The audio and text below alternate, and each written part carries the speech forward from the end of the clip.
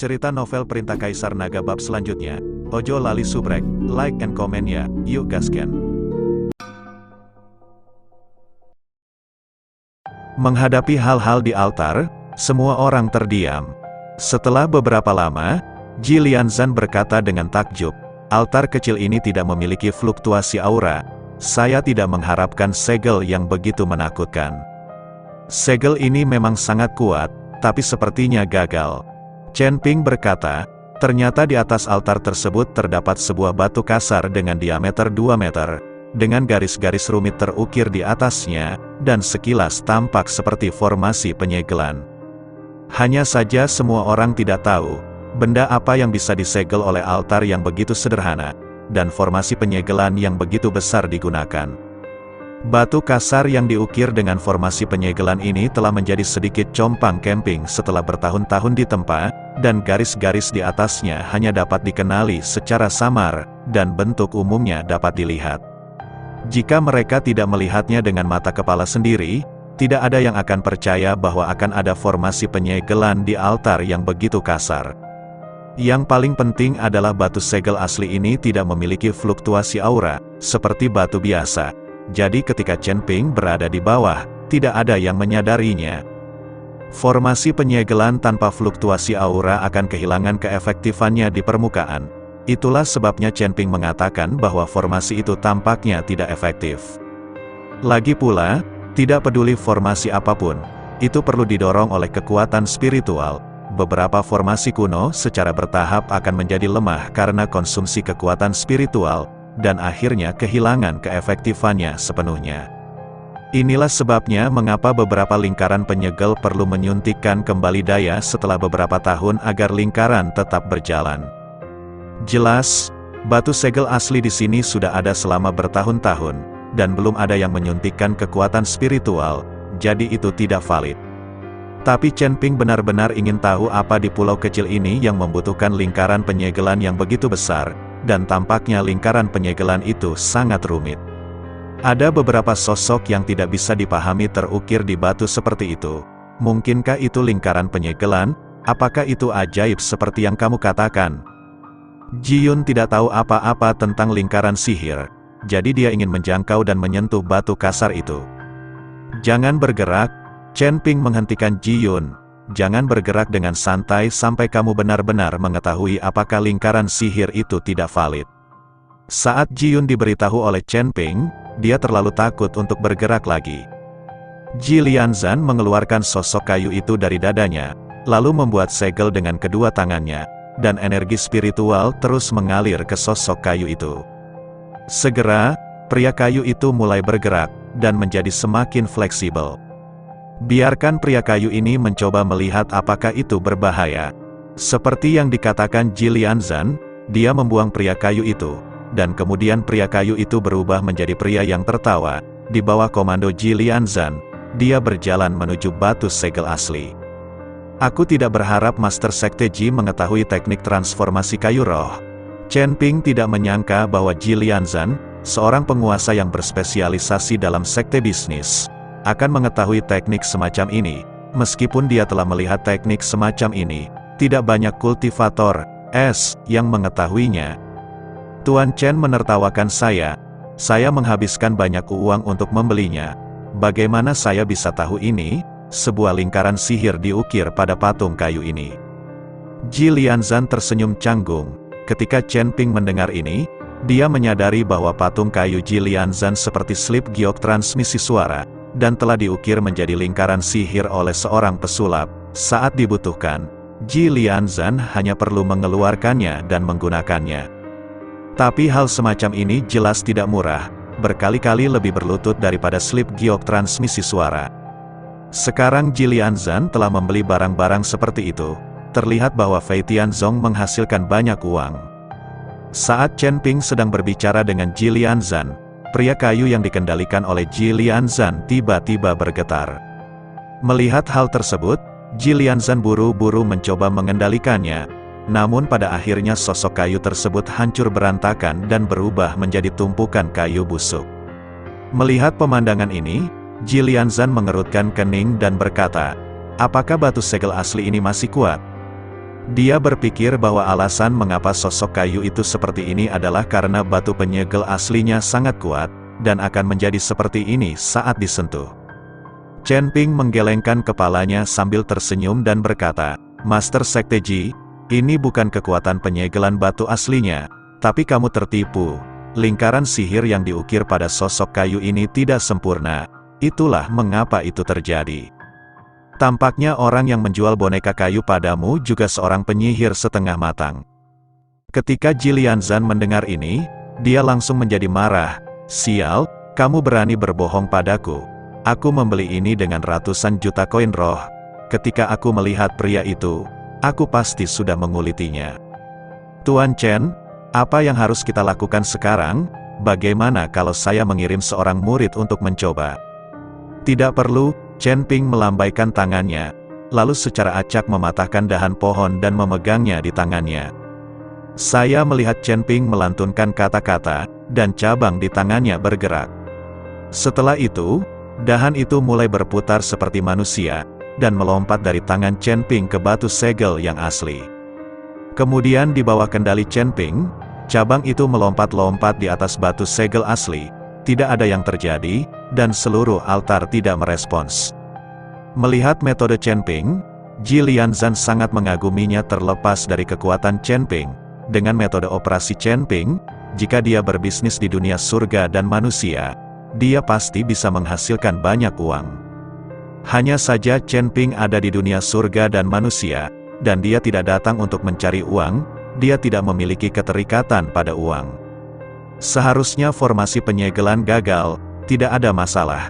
Dengan lambaian tangan Chen Ping, dahan itu langsung berubah menjadi bubuk.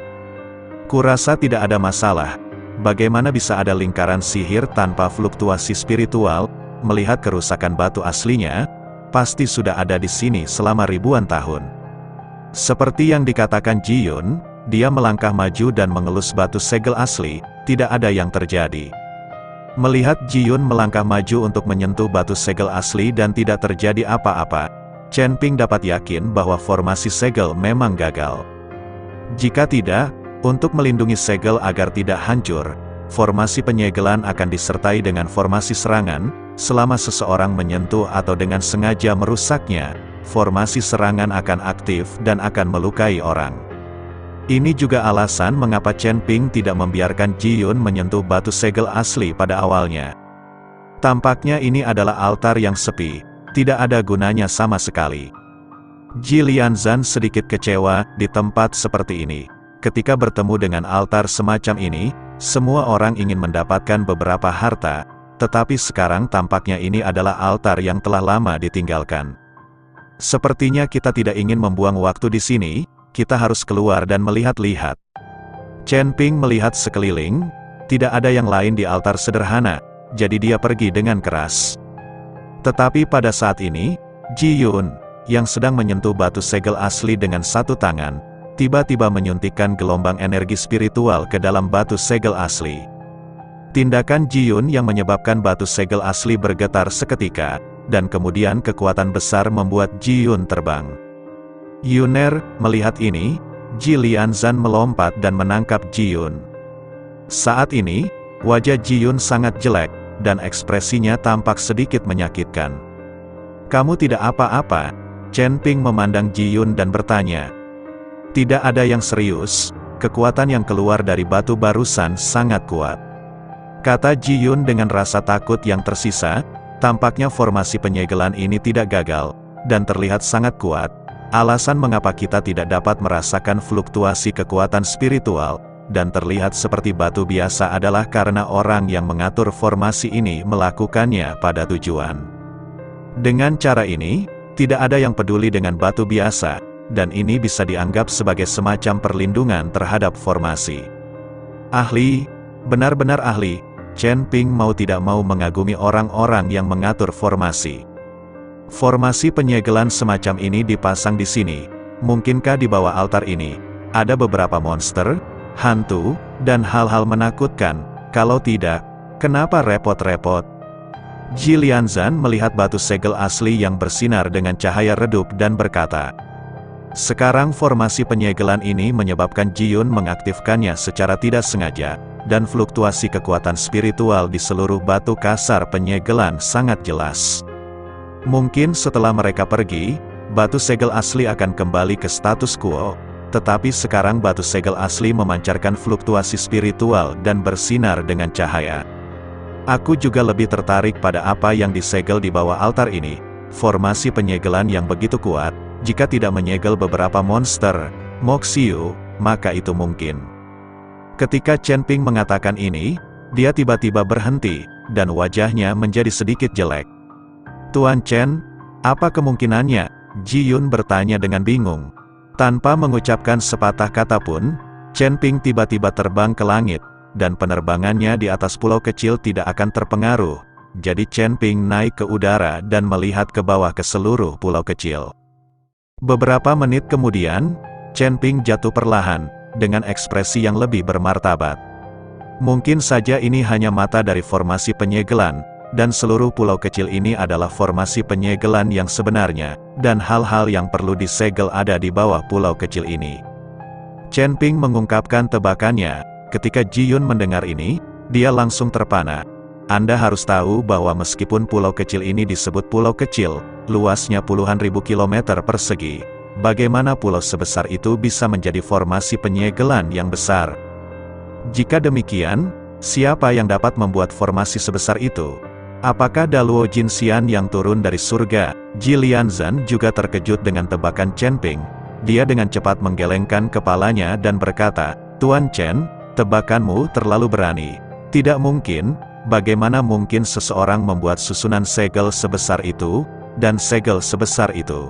Bukankah terlalu menakutkan untuk menyegel sesuatu dalam formasi besar?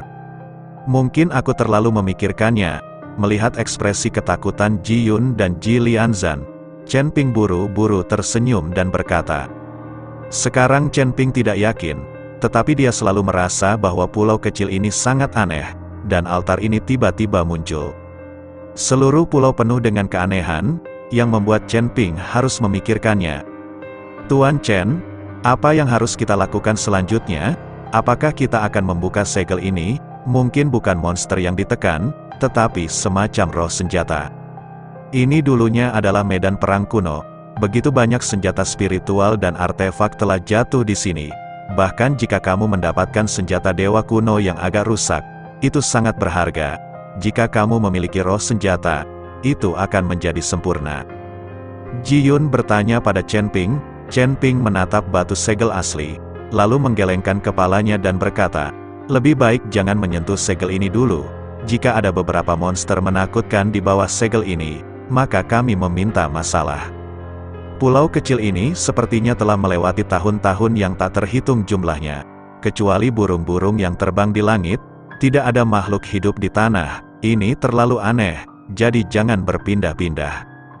Chen Ping juga sedikit takut dengan pulau aneh ini, dan dia tidak berani bergerak dengan santai. Tuan Chen, kamu benar, pulau kecil ini terlalu aneh. Lebih baik tidak menyentuh benda-benda di atasnya. Ayo cari orang-orang yang hilang itu. Jika kamu bisa menemukan mereka, lalu cari cara untuk meninggalkan pulau ini dengan cepat. Aku selalu punya firasat buruk. Ji Lianzan tidak setuju untuk memindahkan segel. Lagi pula, orang-orang yang dapat mengatur lingkaran penyegelan di sini jelas bukan manusia. Yang benar-benar akan disegel adalah monster yang menakutkan, dan tidak ada dari mereka yang bisa melarikan diri. Ayo pergi. Chen Ping memanggil Ji Yun dan Ji Lianzan untuk pergi. Mereka tidak ingin memindahkan lingkaran penyegelan, tapi saat Chen Ping akan pergi, ada langkah kaki yang berisik tidak jauh dari sana. Semua orang terkejut ketika mendengar langkah kaki, yang membuktikan bahwa seseorang juga telah pergi ke pulau itu. Tapi siapa itu? Mereka tidak tahu. Mungkinkah saudara yang hilang telah ditemukan? Pada saat ini, seorang murid dari Sekte Feitian berkata dengan penuh semangat.